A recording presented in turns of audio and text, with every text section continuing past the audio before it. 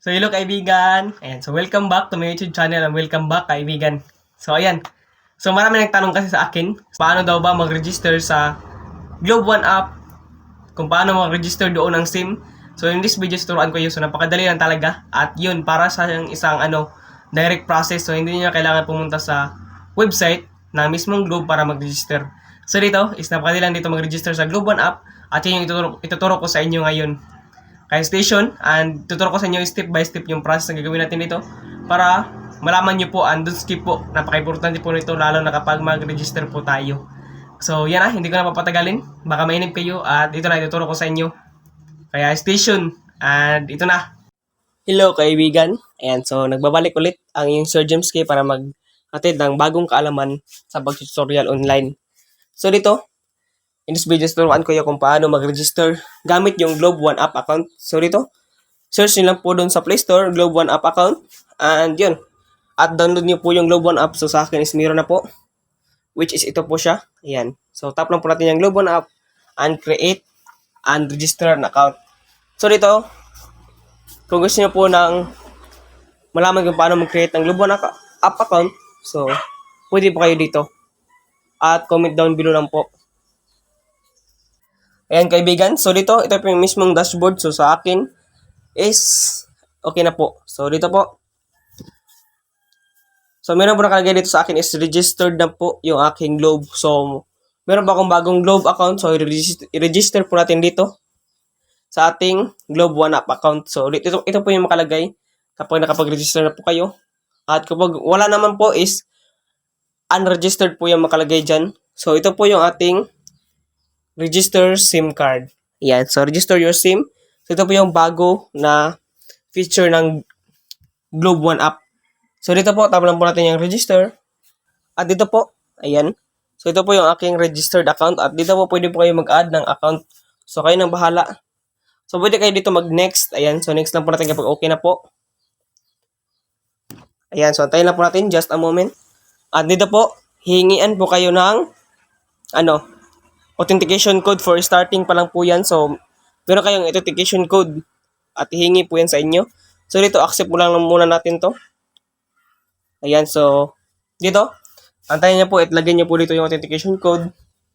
Ayan po, so dito po nakalagay is please wait. So, for a moment. Ayan, so dito po siya. Dito po yung mga dapat nating fill upan. So, dito po, is all about you lang po ito. Ayan, all about you. So, dito meron tayong mobile number. So, okay na po yan. So, yung relation or citizenship. So, Philippines. So, pili po kayo dyan. Then, dito naman po sa same owner. So, pwede nyo po ilagay dito. Pwede po ilagay dito same owner, parent or guardian kung wala ka pang 18. Dito po ang authorized signature representative. Yan. So, dito po, yung mga name na dapat natin pilapan, name, last name, middle name, suffix, 6, and birthday. So, ayan, yung birthday. Dito na po, yung napaka-importante is, how do you live? So, dito nakalagay na, street, yung building number, yung street, house number, at saka yung street, subdivision, village, province, and city. Importante po yung zip code. So, hanapin nyo lang po doon sa Google, search nyo po kung ano pong place. Then, for example, Agusan del Sur, zip code, ganyan. So, search nyo lang po dyan, at ilagay nyo po dito yung zip code, copy lang po. At kung okay na po, dito po, sa pag next nyo po is ito po yung kanilang procedure. So, dito proceed lang po natin. So, please make sure that your information is provided is correctly. So, proceed lang po natin. So, dito po, handa nyo lang po yung inyong mga valid ID. So, government ID. So, dito, tap lang po natin tong upload, take a photo, or take a photo. So, dito po yung makalagay. So, ito po yung ating valid ID. So, ito po yung ating photo. Ayan, yung picture po ng ating ID. So, which is front lang po yan. At ito po yung take a photo po. Selfie po natin. So, dito, lagay po natin kung ano pong type ng ID natin. So, dito, is yung available lang po is, ito, marami po siyang available. So, pili lang po kayo. So, sa akin po is national ID po. Lagay ko. Then, lagay po natin dito yung ating number po ng ating national ID. So, yan. Ayan, so dito po. Ito po yung aking photo. Ayan. Yung aking front ID at saka yung aking take a selfie picture. So dito po, take note lang po sa pag-upload ng ID at picture. Sa ID po is napaka-importante po nito. Huwag niyo po lagyan ng mga filter. So para magumanda yung inyong face. So huwag niyo po lagyan ng mga filter kasi magkakos po yun ng malaking MB sa ating ID. So dito po kay Globe na pag-register is napakaliit lang po ng MB na need nila. So kapag malaki po yung MB, so which is gumagamit po kayo ng filter. So dapat wag niyo po gamitin ng filter, dapat yung mismong camera lang po. Ayan, so dito naman po, required po ito sa inyo. So check lang po natin itong kanilang required. At dito po, pwede po pumili English or Tagalog para maintindihan niyo po itong nakasulat dito. So basahin niyo lang po yan at i-check niyo po. So dito po, tapos po natin itong submit. Ito na po siya. So dito po, may nakalagay po dito, yes or no thanks. So basahin niyo lang po yan. So nasa inyo na po kung gugustuhin niyo po. So, would you like to personalize the offer received from Globe? So sa akin, no thanks lang muna yan. So dito, ito na po yung ating registered. So dito po, copy lang po natin to.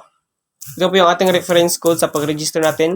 Kapag hindi natin ma-receive, pwede po natin contact yung Globe at atin po itong isend sa kanila para ma-receive nila. Then dito po, within 24 hours, ma-receive nyo na po yung inyong same registration policies. So dito po, ayan, so nakalagay na po dito na check. So yan lang. At kung sa tingin nyo nakatulong ako dito sa video natin, I don't forget to like and subscribe para maraman ko po kung sino po mga natulungan ko dito sa ating video tutorial for today. Ayan, so dito po. So pwede po kayo mag-try another numbers or pwede po kayo go to homepage ng ating Globe One app. So dito po, ayan. So ganito lang po kadali mag-register ng ating Globe SIM card sa ating Globe One app account. So thank you po talaga sa panonood. Ayan, so ganito lang po siya kadali. Walang kahirap-hirap. At ito na po, so ito po yung mismo makalagay po kapag registered na po tayo. Registered check na po siya. So naka-verified check na po siya. So ma-apply na po natin ito lahat. Ito. Ayan. So, ito na. Thank you po sa panonood and God bless. So, this is the end of our video. Ayan. Kung adito ka pa rin hanggang ngayon mga kaibigan, ay alam ko nagustuhan mo itong video. Kaya, I hope nakatulong to sa inyo mga kaibigan. Ayan, sa little video natin yung tutorial at ngayon. Ay kung nagustuhan nyo ito mga kaibigan at nakatulong to sa inyo, ay tulungan nyo rin ako mga kaibigan. Kaya, please subscribe and like my YouTube channel. Ayan. So, para lahat tayo ay lumago. Ayan. So, thank you. Enjoy and God bless.